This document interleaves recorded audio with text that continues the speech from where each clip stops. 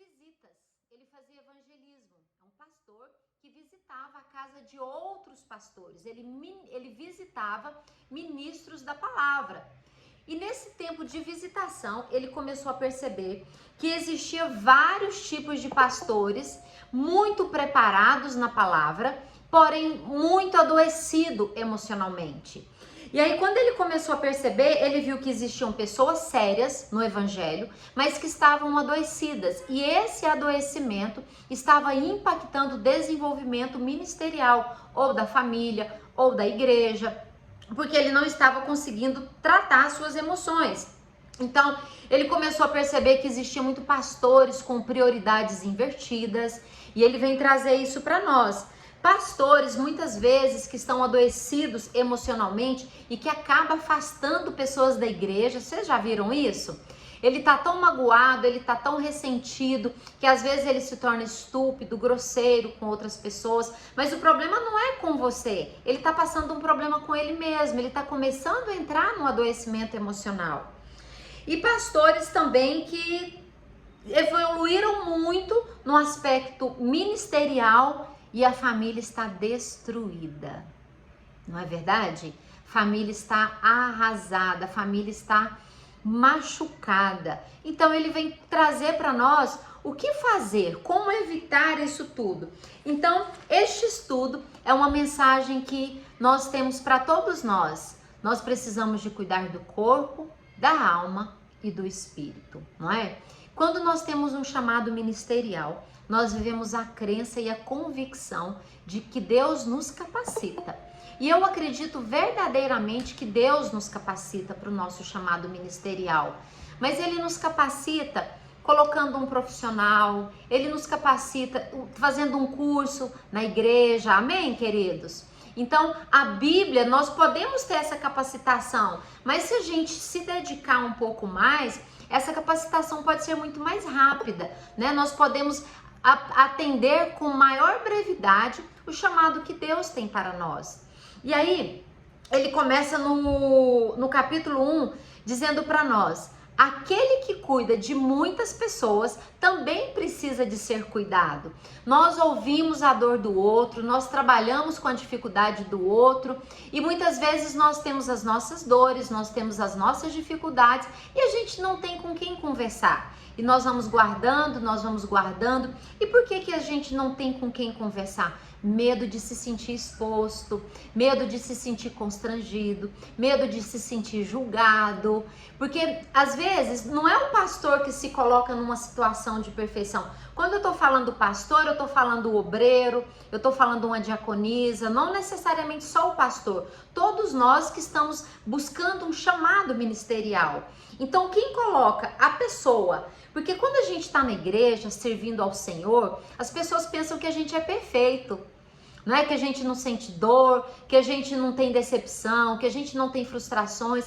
E a gente, com medo de decepcionar o outro, com medo de nos decepcionar, nós também vestimos uma capa da Mulher Maravilha e nós também vestimos a capa do Batman. Vocês concordam comigo?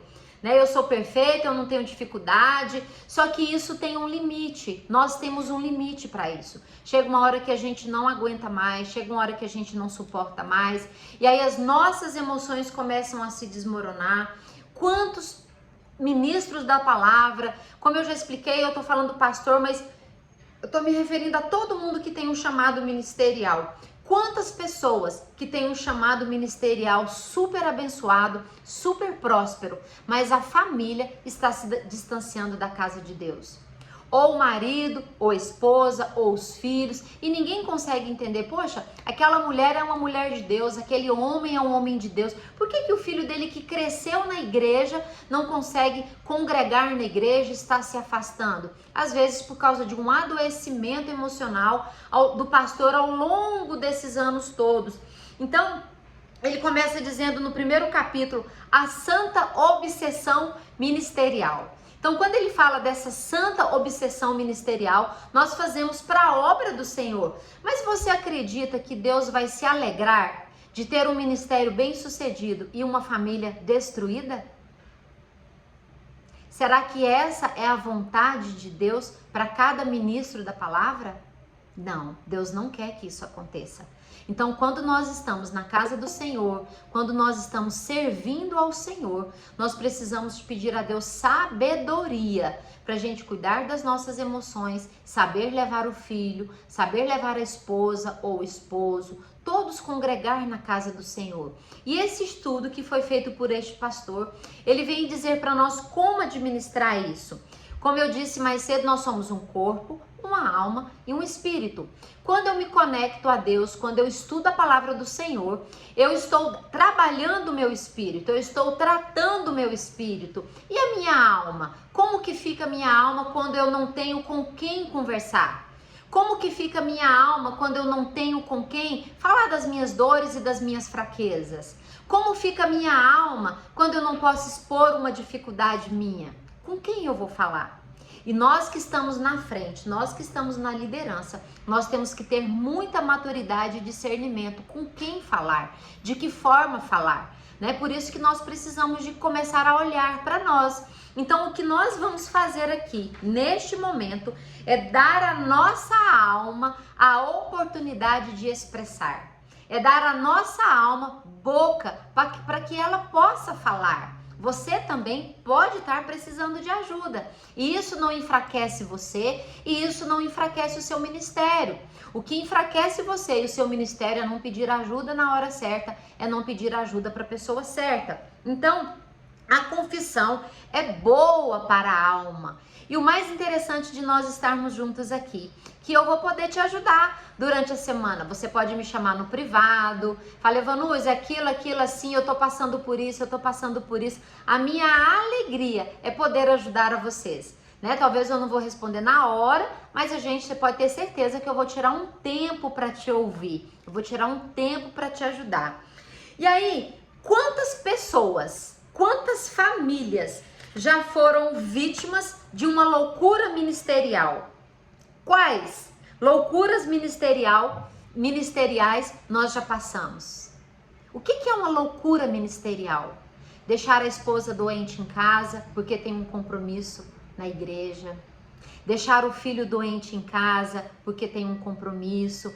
E aí, esse filho que se sente negligenciado, será que é na igreja que ele vai querer estar quando ele crescer? Essa esposa negligenciada, será que é na igreja que ela vai querer estar?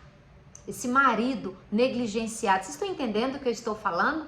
Lembra quando ele fala dessa loucura ministerial? Vocês lembram quando Abraão, ele fez a esposa dele passar por irmã? Né? Ele com medo, olha o texto, a santa obsessão ministerial. Ele estava tão obcecado pelo ministério, com tanta vontade de servir ao Senhor, isso é bênção na nossa vida. Mas ele começou a colocar a esposa dele numa situação constrangedora, ele começou a fazer com que a esposa dele se sentisse de que maneira? Talvez muitos de nós já nos sentimos assim, ou talvez muitos de nós já fizemos com que as pessoas da nossa família se sentissem assim.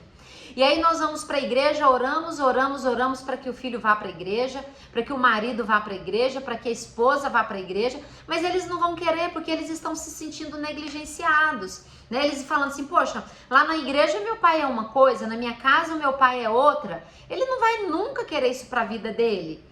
Amém, queridos? Vocês estão entendendo o que eu estou dizendo? Então, nós vamos aprender aqui como lidar com isso. Todos nós temos um chamado ministerial. Eu e você, nós temos um chamado ministerial.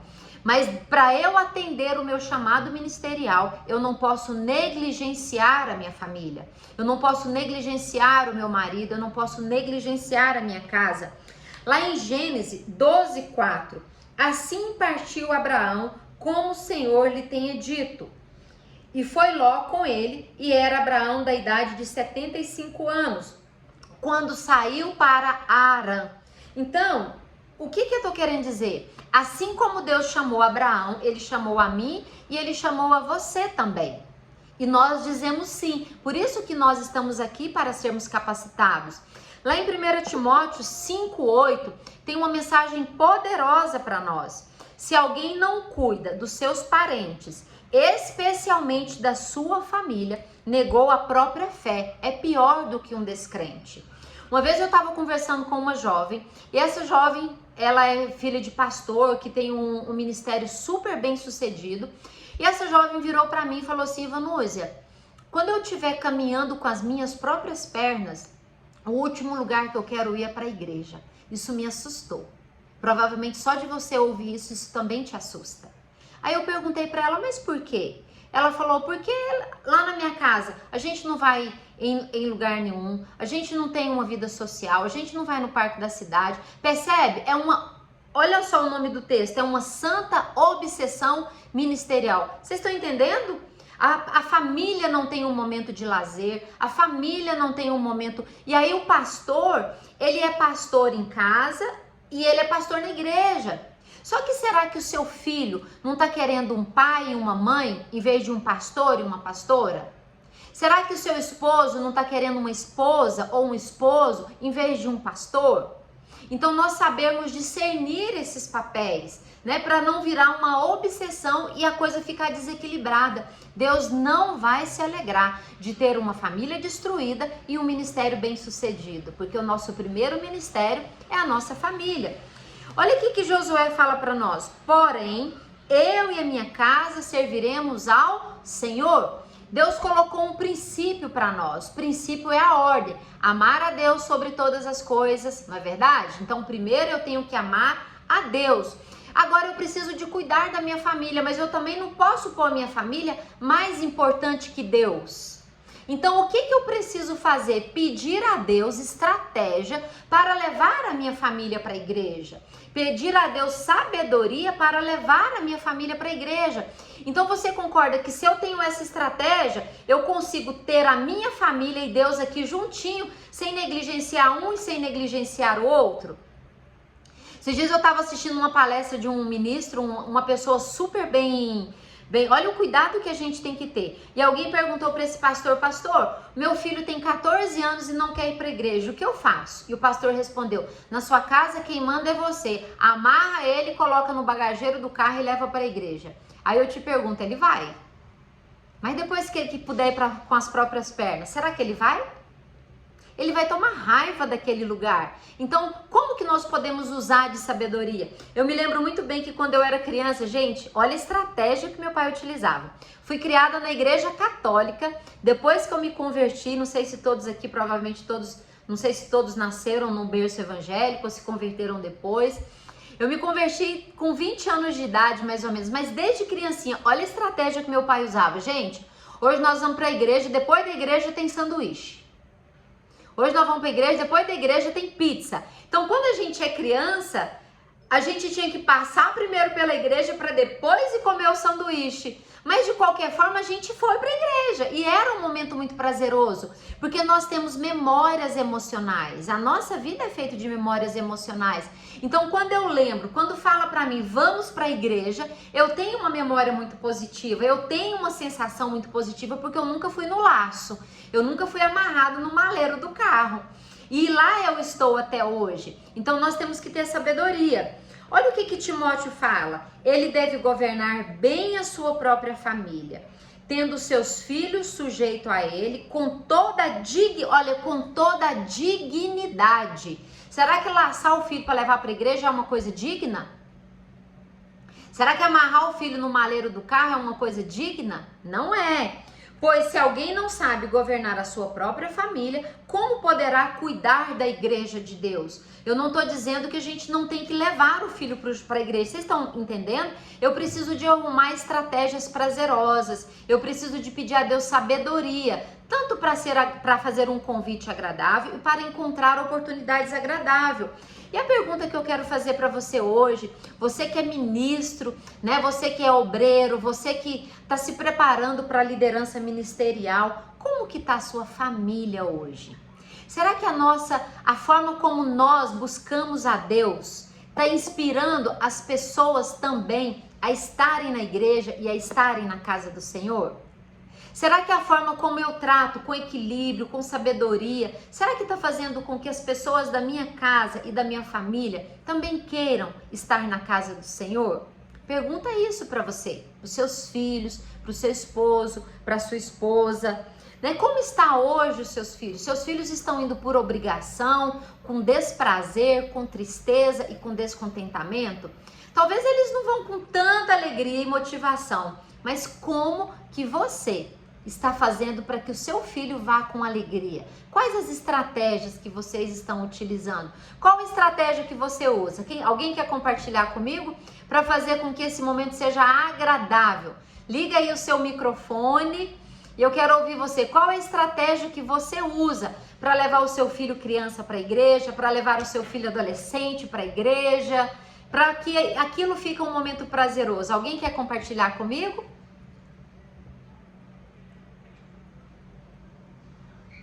Vocês também podem falar, não vou falar sozinha aqui não. Mônica, quer falar? Liga seu microfone, que eu desliguei aqui. Tá ligado? Pronto! Qual a estratégia que você usa, Mônica? Amém. Boa noite a todos. Na verdade, assim, né? Desde sempre, assim, eu tenho levado eles, assim, então não tem sido nenhuma obrigação, eles não são forçados, né? Glória então, a Deus por isso. Então, hoje, meu filho, com 22 anos, ele toca guitarra, baixo. Amém. O outro tem 13 anos e está na bateria, já está começando a tocar violão também, né? Isso. E o menorzinho tem 7 anos, ele quer tocar teclado, né? Amém. Que Deus preserve essa sabedoria. Amém. E é isso que Deus quer de nós. Deus quer você, seu esposo e seus filhos, todo mundo congregando, não é verdade? E nós precisamos de buscar em Deus essa sabedoria. Amém, dessa maneira. Amém. Obrigada. Pode desligar aí o microfone. E aí, outra pergunta que eu quero fazer para você. Como que está a sua saúde emocional? Você trabalha na liderança, você está à frente de um ministério. Como que está a sua saúde emocional? Né? Será que nós temos com quem conversar quando nós estamos precisando de ajuda? Será que nós... Porque o tempo todo você está ouvindo alguém. O tempo todo você está escutando, o tempo todo você está acolhendo. E quem você procura quando você precisa de ajuda? Às vezes nós estamos por aqui e aí a gente começa a achar que ministério é peso. A gente começa a achar que aquilo não é para nós. E isso não é verdade. Às vezes nós que estamos ficando adoecidos. Porque as nossas frustrações não vão sendo tratadas, nós não temos com quem falar. Falar cura. A própria palavra do Senhor, ela fala para nós que nós devemos confessar uns aos outros as nossas dores e as nossas dificuldades. A gente só precisa ter com quem falar. Porque se a gente vai guardando, uma hora você vai falar com uma ovelhinha sua. Olha que coisa perigosa. Né? A pessoa não tem maturidade, a pessoa não tem discernimento. E quais situações constrangedoras você já colocou a sua própria família para passar por causa do seu ministério? Como o Abraão fez com Sara. Será que em algum momento nós fizemos a mesma coisa? Olha que situação.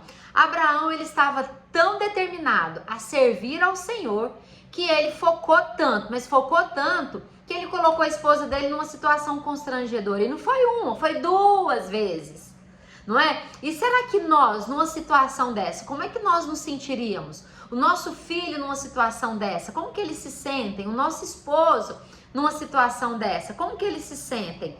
Então, muitas vezes nós estamos com essa ambição, com essa vontade desenfreada. Será que é para a glória de Deus? Ou será que é para ser visto diante dos homens? Às vezes eu tô querendo um cargo na igreja com a mesma ambição que eu quero um cargo na empresa. Quero ser promovido, eu quero um título. E aí a gente vai buscando com tanta ambição, igual eu estava falando com o Wesley antes de vocês chegarem. Nós não esperamos nem o tempo de Deus trabalhar o nosso coração, né? E a coisa mais difícil para a gente servir ao Senhor é ter um coração submisso. Esse coração submisso que Deus trabalha na nossa caminhada, até a gente conseguir ganhar esse título, até a gente conseguir esse reconhecimento, é o mais difícil. E aí muitas vezes Nós estamos querendo a rapidez, simplesmente por uma visibilidade, simplesmente por causa de um ego. E aí eu tô na mesma igreja que a Mislene. Aí a Mislene acabou de chegar e eu tô lá há 20 anos. E ela tem um coração maravilhoso, ela é usada por Deus de uma forma maravilhosa. Ela tem uma dedicação e ela vai crescendo e eu vou ficando para trás. Ela vai crescendo e eu vou ficando para trás. E aí eu começo a querer crescer para competir com ela. Eu começo a querer crescer para não me sentir para trás. Então é muito importante a gente fazer essa pergunta para nós, né? Nós queremos crescer por qual motivo? A glória de Deus ou para atender o nosso ego? Faça essa pergunta para você. Pastores que têm um caso com o ministério. A família se sente em traição. Nunca está em casa para jantar, nunca está em casa para almoçar, nunca está em casa em nenhum aniversário. E aí a pergunta é, será que Deus quer isso para nós? Família mal sucedida, ministério mal sucedido. A nossa prioridade é Deus. Mas o que eu tenho que fazer para servir a Deus sem deixar a minha família para trás? Estão entendendo, queridos, o que eu estou falando para vocês? Porque se você quer que o seu marido esteja na igreja, se você quer que os seus filhos cresçam servindo ao Senhor, não é se sentindo negligenciados que eles vão um dia desejar isso para eles. Agora, olha o que diz lá em Josué. Depois, se você quiser anotar, para você pesquisar, aqui a gente não tem muito tempo para a gente entrar em cada versículo, tudo bem? Olha Josué, o que ele diz lá em capítulo 13, versículo 1. Era, porém, Josué já velho, entrando em dias, e lhe disse o Senhor, já está velho, entrando em dias, e ainda muita terra há para possuir. Eu e você, nós não vamos conseguir fazer tudo de um dia para o outro. Eu e você, nós não vamos conseguir alcançar todo mundo de um dia para o outro. E o que adianta alcançar a sua vizinhança todinha e a sua família está afastando da presença de Deus? O que adianta conseguir multidões de pessoas e a nossa família estar se desgostando de estar na casa de Deus? Então o que nós temos que entender é, sejamos igreja dentro da nossa casa. Sejamos amor dentro da nossa casa. Tudo que excede, passa. Então a igreja é importante, o ministério é importante. Eu preciso de buscar estratégias para levar a minha família junto comigo. Vocês estão entendendo o que eu estou dizendo, meus queridos? Amém. Aí, quando ele fala dessa situação de não negligenciar a família, da gente não negligenciar o nosso chamado, ele está justamente nos ajudando a buscar uma estratégia, a buscar uma forma de envolver a nossa família no ministério. No capítulo 1, o que vocês gostariam de comentar? O que vocês gostariam de perguntar? O que eu falei que você acha que é difícil para você? Liga seu microfone agora e vamos conversar um pouquinho antes da gente avançar para o capítulo 2.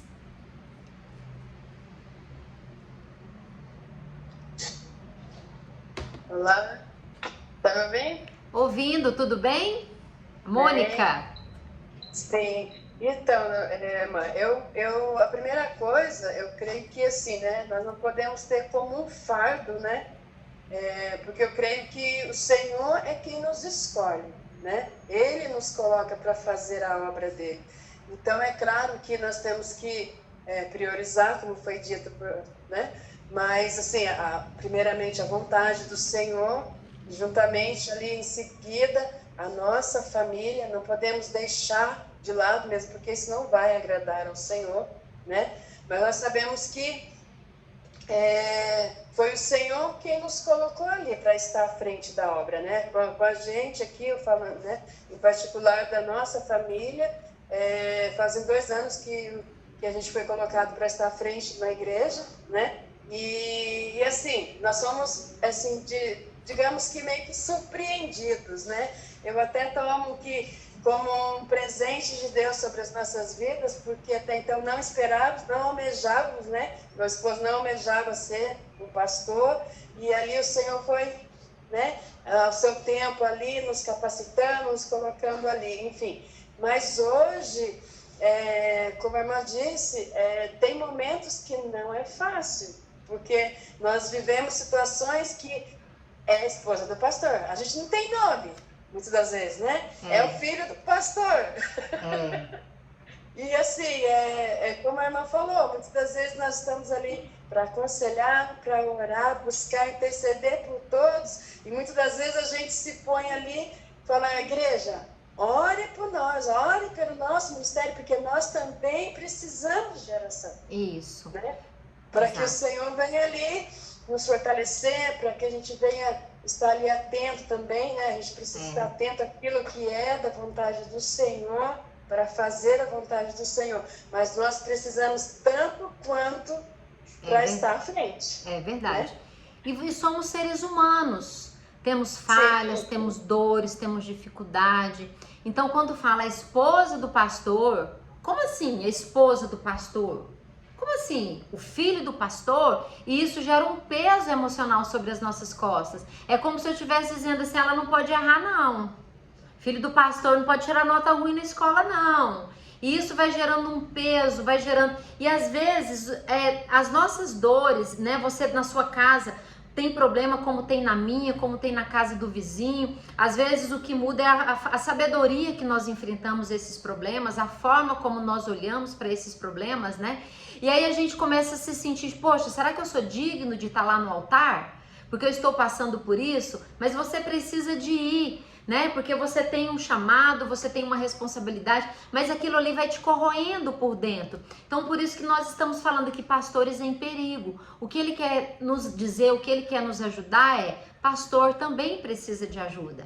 Pastor também é um ser humano. E é disso que nós vamos falar aqui. Mais alguém sobre o capítulo 1 para a gente avançar para o capítulo 2? Ok? Muito bom, Celisandra. Você é de onde, Celisandra? Quero conhecer um pouquinho de vocês. Qual que é seu ministério? Josiane, fala de onde vocês são e qual é o ministério de vocês. Eu tô falando com vocês de Brasília. Eu trabalho eu sou da Igreja Fonte da Vida, meu ministério é para casais e trabalho com mulheres também. Meu marido e eu ministramos para casais e eu ministro muito para as mulheres, sou psicóloga. Alguém quer dizer de onde você é e qual é o seu ministério? Ninguém? Eu falo. Então, nosso ministério é Pentecostal Guerreiros de Jesus, né? No bairro do Cutujuru.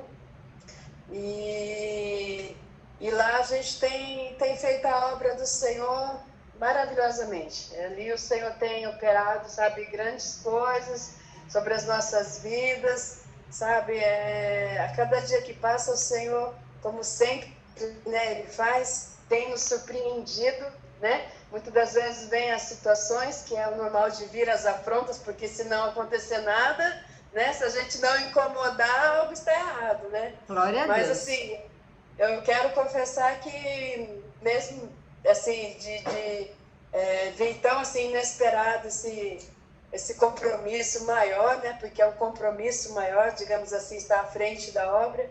Eu confesso que eu sou muito grata ao Senhor Jesus, ao nosso Deus. É um privilégio, eu diria, né? É um privilégio. Amém. Então, assim, dentre tantas coisas a qual a gente já viveu, assim, em nenhum momento não passou e nem passa pela minha cabeça de deixar ali aquilo que o Senhor colocou nas nossas mãos. Porque o Senhor nos escolhe, Ele nos coloca. Então, a gente tem que aceitar com amor. Amém. Né? Amém. Não ver que vai ser difícil, não. O Senhor está à frente. Amém. Né? Ele está conosco. E o objetivo é alcançar almas, alcançar vidas. Amém. Né? E para nós conseguirmos alcançar almas, para nós conseguirmos alcançar vidas, nós precisamos saber entender a importância do não. O não, ele existe para ser dito. Para eu trabalhar com saúde no ministério, para eu responder ao meu chamado, nós precisamos de respeitar as estações. Cada um de nós vivemos uma estação. Um pastor que tem filho criança, recém-nascido, ele está em uma estação. Um pastor que tem filhos adolescentes, ele está em uma outra estação. Um pastor e uma pastora que já é vô, que já é vó, está em uma outra estação. Então, primeira coisa, aqui no capítulo 1, para a gente encerrar, nós precisamos saber respeitar as nossas estações, né? Cada um tem uma velocidade por causa das suas estações, né? Então, nós precisamos, inclusive, entender que as nossas ovelhas, as pessoas que estão ajudando você na obra, os seus auxiliares, os seus ministros auxiliares, a estação deles é diferente da minha estação. E aí eu não estou conseguindo acompanhar o ritmo da Mônica, eu trabalho com ela, eu sou ovelha dela e eu tenho 2 crianças recém-nascidas e eu não estou conseguindo me colocar tão disponível. E de repente ela vira para mim e fala assim: Evanúzia, você não está priorizando a obra de Deus. Só eu sei a ginástica que eu tô fazendo, né, para eu conseguir estar na obra, cuidar das minhas crianças, e para uma pessoa dessa se afastar, é isso aqui. Porque às vezes ela acha mais fácil, poxa, eu tô me dedicando tanto. Então nós precisamos de saber respeitar as nossas estações e as estações das pessoas que estão conosco, ok? No capítulo 2, ele vai falar da nossa agenda, dos nossos compromissos, né? O que nós temos? Nós temos papéis. Cada um de vocês que estão me ouvindo aqui, vocês ou são esposa ou é esposa, é pai, é filho, é irmã, é vizinho, né? É membro de uma sociedade. Se a gente for listar todos os papéis, a gente ainda é um profissional. Muitas pessoas não vivem exclusivamente pela obra, tem uma profissão que ainda precisa de equilibrar esses papéis. Então são inúmeros pratos. Imagine que cada papel que eu represento, eu preciso de dar assistência para o meu pai, eu preciso de dar assistência para o meu filho, para minha casa, né? Então nós temos que fazer compra no supermercado. Olha o tanto de... Imagina uma malabarista lá no semáforo com aquele monte de bola, né? Então se a gente não souber administrar todos esses papéis, quando uma bolinha daquela cair, o que vai acontecer com as outras? Caem tudo. Então nós precisamos de ter esse equilíbrio de papel. E aí nós estamos falando do tempo. O mais difícil é conciliar a nossa agenda diante desses tantos de papéis que nós temos. Aí ele traz o tema, a agenda, amiga ou inimiga? Se eu souber usar a minha agenda, ela é a minha amiga. Se eu não souber usar a minha agenda, ela vai ser a minha inimiga. O dia tem 24 horas para mim e o dia tem 24 horas para você. Por que algumas pessoas fazem mais e outras pessoas fazem menos? Primeira coisa, vivemos em estações diferentes. Temos prioridades diferentes, temos propósitos diferentes. E quando nós falamos do tempo, o tempo ele divide em urgente, importante e circunstancial. Presente, passado e futuro. Dia e noite, manhã, tarde e noite. Então, tudo que se refere ao tempo são tríade, hora, minuto e segundo. Então, por que nós nos enrolamos na nossa agenda? Porque nós não sabemos separar urgente, importante de circunstancial. Quando nós soubermos entender o que é importante, o que é urgente e o que é circunstancial, nós vamos ter uma agenda mais produtiva. Importante, precisa de consumir 70% do nosso tempo. O meu dia, 70% dele tem que estar envolvido com coisas importantes. Urgente, 20% do tempo. E circunstancial, 10% do tempo. Aí olha só, o que é importante é aquilo que eu tenho que fazer agora. O que é urgente é aquilo que eu já deveria ter feito e ainda não fiz. Por que eu não fiz? Porque eu me perdi com coisas circunstanciais. Então, muitos de nós temos 70% do tempo utilizado com coisas circunstanciais e vivemos apagando incêndio. E aí você corre para aqui, corre para lá, corre para aqui, corre para lá. Nós não conseguimos fazer o ministério direito, não conseguimos cuidar da família direito, não conseguimos trabalhar profissionalmente direito. E aí a gente começa igual a irmã Mônica falou, a Andrelândia, alguém falou, o ministério começa a virar um peso para nós. Mas não que o ministério é pesado, nós é que não estamos sabendo girar o nosso prato. Nós é que não sabemos administrar. Então eu vou dar uma tarefa para você fazer. Por isso que eu pedi para você trazer papel e caneta. Você vai escrever no seu papel A hora que você acorda, 6 horas da manhã, um exemplo. Você acordou, que hora? Escovou o dente, que hora? Tomou café, que hora? Você sabe aquele aparelho que fica medindo o nosso coração de 15 em 15? Você vai fazer exatamente daquele tipo, da hora que você acordou até a hora que você foi dormir. Né? Se você parou para falar no telefone, se você parou para lanchar, a hora que você tomou banho, tudo é para colocar lá. A hora que você foi na escola buscar sua criança, tudo. E aí, a hora que você conseguir colocar isso no papel, você vai conseguir avaliar o que está roubando o seu tempo na sua agenda. Se o seu tempo está sendo consumido com coisas urgentes, com coisas importantes ou com coisas circunstanciais. Às vezes, eu tenho uma crença e uma convicção que eu tenho pouco tempo, mas na verdade o que está acontecendo é que eu não estou sabendo administrar o meu tempo. Né? Eu converso muito, eu sou pouco clara, eu sou pouco objetiva, não é? E nós também precisamos parar para ouvir o que Deus quer de nós. Às vezes a minha agenda... Gente, agenda cheia, mesa cheia de papel não significa que a gente é produtivo. Às vezes eu tenho uma agenda cheia e eu olho e falo, nossa, olha o tanto de coisa que eu faço, cheio de compromisso, cheio... Isso não significa que você é produtivo. Nós precisamos de avaliar a qualidade daquilo que nós fazemos. Um dia desse eu liguei para uma pessoa, ela é uma líder ministerial, e aí eu queria conversar uma coisa com ela. A hora que eu conversei, sabe quando a pessoa tá querendo desligar o telefone? Né? Então tá, minha irmã. Eu falei, então tá bom, um abraço. Porque provavelmente ela tá por aqui com coisa para fazer que ela já não consegue ouvir o que as pessoas têm para dizer. E às vezes a agenda muito excessiva nos afasta de Deus. Sabia disso? Uma agenda muito cheia pode nos afastar de Deus. Porque enquanto líderes ministeriais, eu preciso de ter tempo de oração. Eu preciso ter qualidade de relacionamento com Deus. E para cumprir uma agenda muito cheia, às vezes pastor virou um cargo. Ministrar virou um cargo. E não é isso que Deus quer para nós. Lá em Lucas 5,15 está escrito assim: Jesus curou, porém retirou-se para o deserto para orar.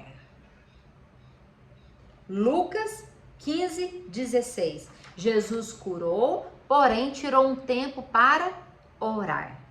Será que nós estamos tendo um tempo para orar? Para ouvir o que Deus quer de nós? Será que a nossa agenda, ela está nos ajudando a ter esse relacionamento de qualidade com Deus? Às vezes nós estamos tão atribulados que na correria nós sacrificamos o nosso relacionamento com Deus e nós sacrificamos a nossa saúde, nós sacrificamos a nossa família, nós sacrificamos os nossos filhos. Vocês estão entendendo o que eu estou dizendo para vocês? Não é? Então, esse autor aqui, Jamie Camp, ele fez uma entrevista com algumas famílias. O que as esposas responderam? O que eu mais queria era que meu marido aplicasse em casa aquilo que ele prega na igreja. Olha que triste. Meu marido delegou a mim a disciplina das crianças.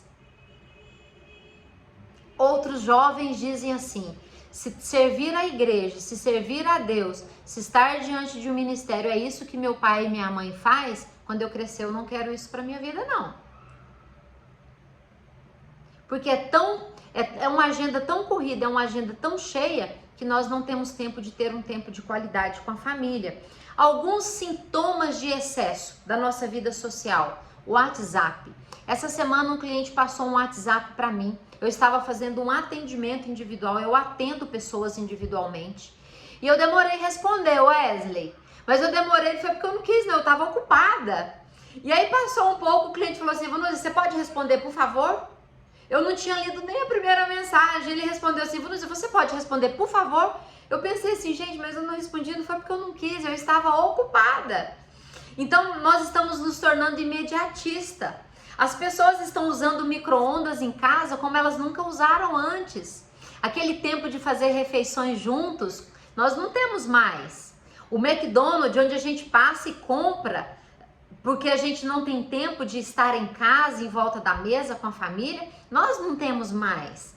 Então aí começa a perder o sentido o ministério, começa a perder o sentido a vida, todo um monte de coisa começa a perder sentido.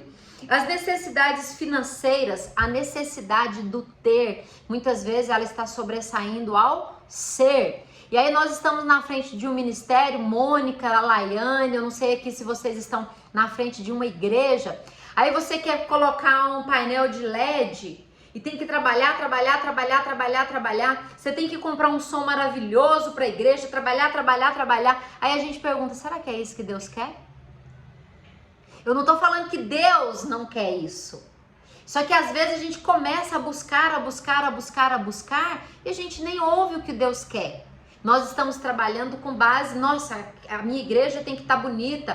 E aí tem uma igreja, né, da mesma congregação que a minha, no bairro A e no bairro B. Gente, mas a igreja do pastor, meu amigo, pintou a parede, eu também tenho que conseguir pintar a parede. Vocês estão entendendo o que eu tô falando? Aí a gente começa a fazer as coisas para o homem ver, porque senão a minha igreja não vai ficar bonita como a do outro. E aí eu começo a correr numa velocidade. E aí, será que é isso que Deus quer de nós? A gente tem que ter tempo para ouvir o que Deus quer que nós façamos, não é verdade? Então, quais são os roubadores do tempo? A televisão, as redes sociais, que está distorcendo valores, que está distorcendo princípios, o consumismo da felicidade, as pessoas quando olham para a internet, aquele passeio maravilhoso, né? Eu olho, gente, aquela família é muito feliz, eu não sou feliz. E aí a gente começa a ter uma sensação de vazio. Então nós que estamos à frente de um ministério, a gente tem que tomar muito cuidado com essas coisas que roubam o nosso tempo e roubam o nosso relacionamento com Deus, roubam o nosso relacionamento com a família. E aí ele coloca uma outra coisa aqui super importante, agenda lotada, saúde vencida, férias vencidas. Responde uma coisa só para você. Quando foi que você fez o último check-up de saúde?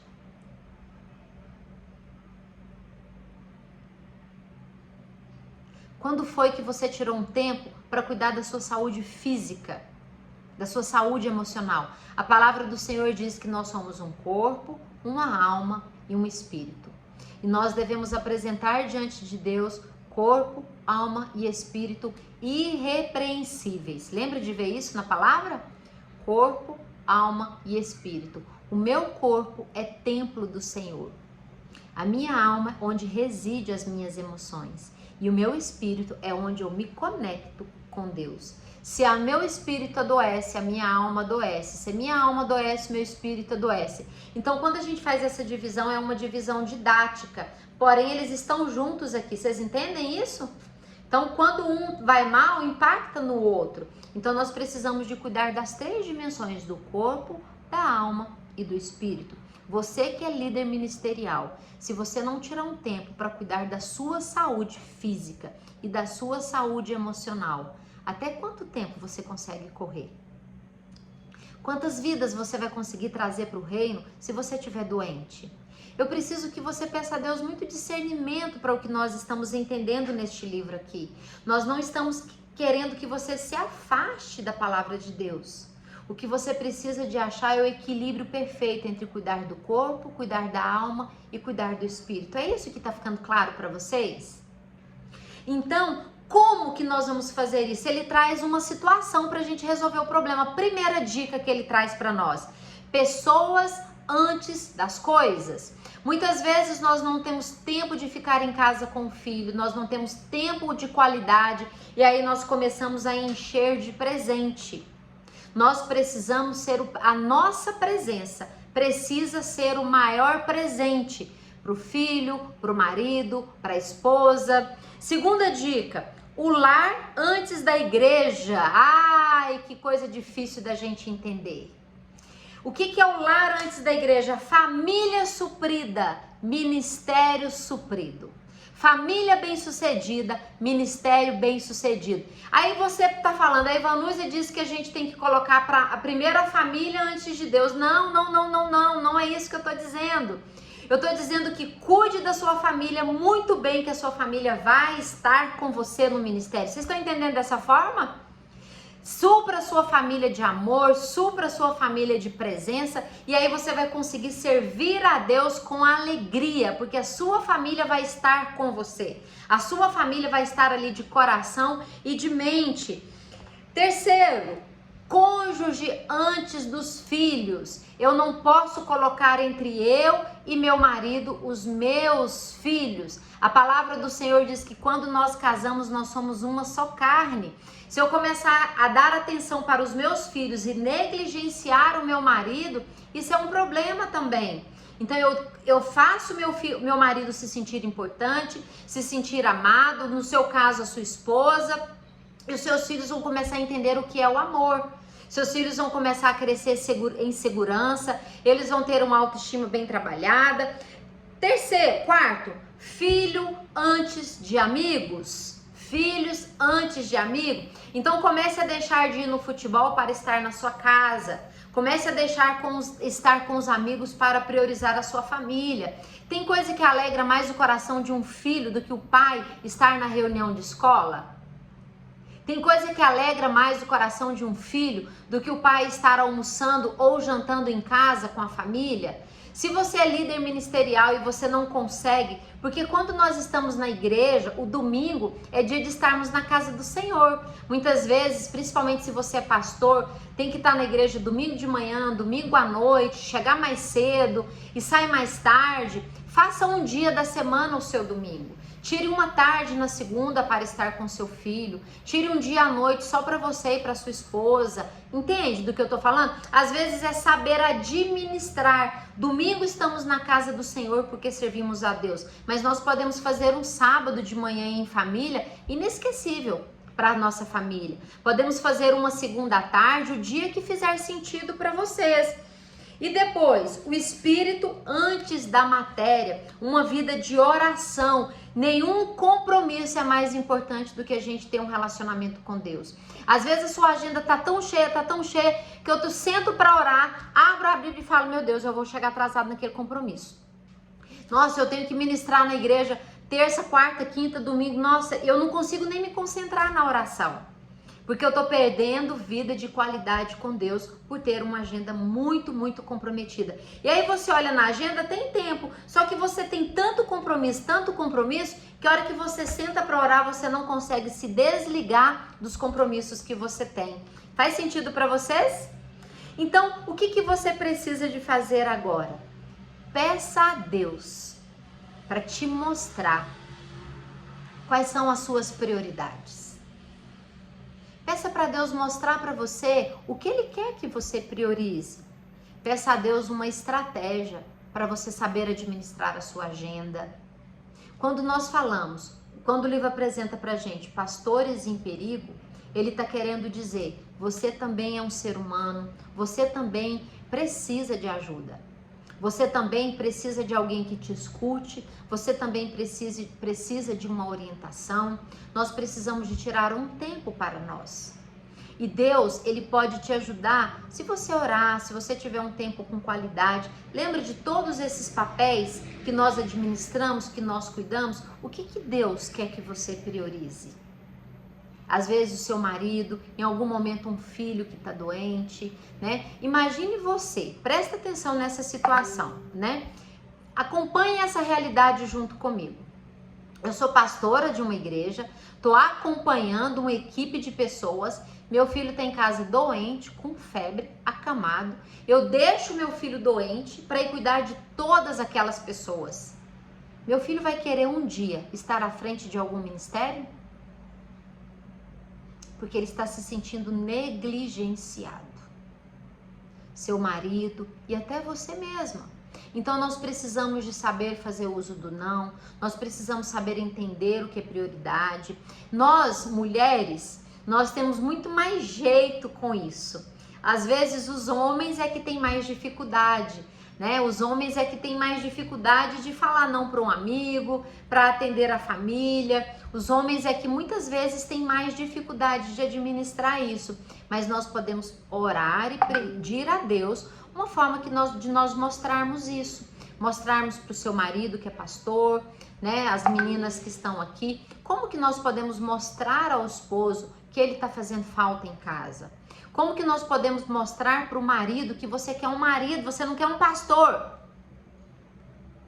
Seu filho quer um pai, você não quer um pastor, né? Você fala assim, meu Deus, eu queria tanto meu pai, queria tanto um amigo, e às vezes o pastor não deixa de ser pastor dentro de casa. Não tem problema ele ser pastor dentro de casa, mas aquela criança precisa de um pai, aquela esposa precisa de um marido, não é verdade? Então nós orarmos para que Deus mostre as prioridades, né? Em casa você ser esposa, não ser pastora, né? E às vezes quando a gente chegar em casa, a gente saber mudar esse papel, mas sermos igreja dentro da nossa casa, sermos amor dentro da nossa casa, ser coerente com aquilo que nós pregamos, com aquilo que nós desejamos que a nossa família seja.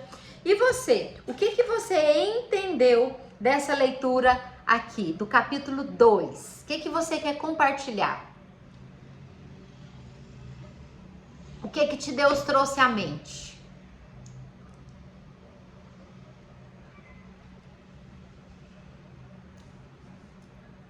O que não faz sentido para você, o que você não concorda. Quando a gente apresenta o item 2 aqui, ó, o lar antes da igreja, isso pode ser motivo de muito conflito, né? Se a gente não entender isso direito. Porque Deus em primeiro lugar. Deus em primeiro lugar. Mas eu quero servir a Deus em primeiro lugar com a minha família junto comigo, né? Eu quero servir a Deus em primeiro lugar com meus filhos, todo mundo suprido, né? Alguém quer falar? Alguém quer comentar? Eu acho que essa grande dificuldade é entender o que é Deus em primeiro lugar e o que é a igreja em primeiro lugar. Eu acho que esse é o ponto mais importante, é saber fazer essa separação do que realmente é a vontade de Deus e do que é talvez a vontade do ministério, das necessidades do ministério que a gente está atendendo, da igreja, né? Porque às vezes eu vejo igrejas com agendas muito lotadas, né? E você fica tão apegado às agendas da igreja que talvez não estão fazendo um evangelismo, que seria até mais importante. Um estudo bíblico fica para depois. Por quê? Por causa de agendas da igreja. Será que essas agendas da igreja são agendas de Deus também para a nossa vida?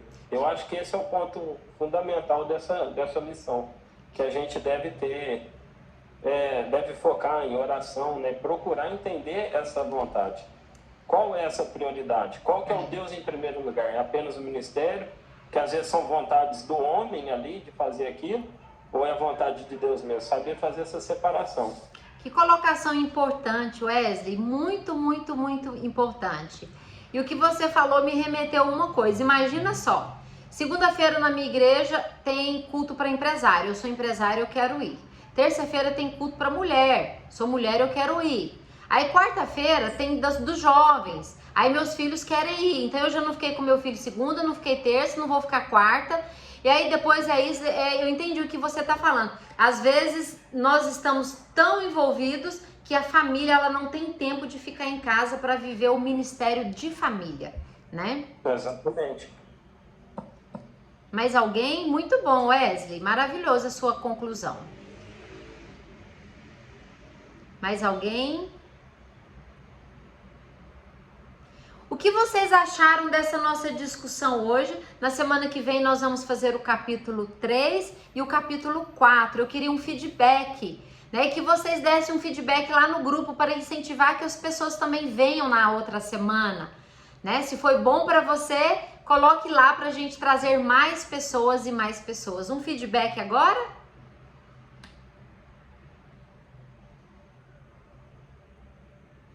Não quero estender muito, porque senão semana que vem vocês não vêm.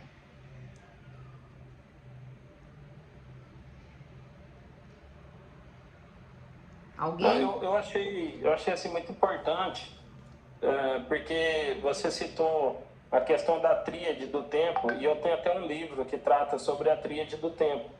O que é prioridade, o que é circunstancial e o que é urgente. Então, assim, nessa aula aqui, a gente deu um apanhado de coisas que estavam um pouco soltas, principalmente para mim, no meu caso, né, específico, coisas que estavam soltas que eu consegui agregar agora voltado para o ministério, voltado para o reino. Que coisa boa. E eu boa. consegui dar esse apanhado. Então, para mim, foi muito importante. Maravilha. Muito bom. Segunda-feira nós estaremos aqui novamente. Se você puder colocar um feedback lá no grupo de como a aula te ajudou, de como foi. E aí talvez mais pessoas na segunda-feira que vem priorize estarem conosco. Amém? Deus abençoe a vida de vocês. Deus guarde a sua semana. Que esse estudo que nós fizemos hoje de 1 hora, bem rapidinho, gere muitos frutos na sua vida, gere muitas bênçãos na sua vida. Segunda-feira que vem nós vamos estudar o capítulo 3 e o capítulo 4. Se você não conseguir ler com antecedência, não tem problema, e a gente vai seguir mais ou menos essa didática, ok? Obrigada por este tempo.